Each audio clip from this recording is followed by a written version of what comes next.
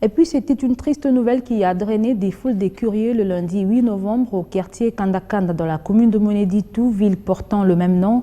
Le corps d'une femme en décomposition a été retrouvé dans sa maison, une situation qui atteste de l'insécurité grandissante dans cette partie de la Lomami.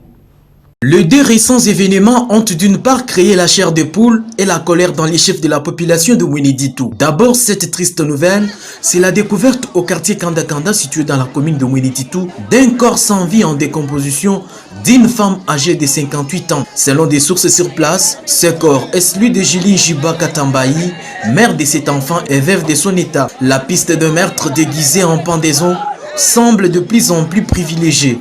En effet, il y a une semaine, dans la même parcelle, un homme a été trouvé mort, corde au cou, mais avec des traces de violence sur son corps, laissant penser à un meurtre exécuté et couvert par la corde.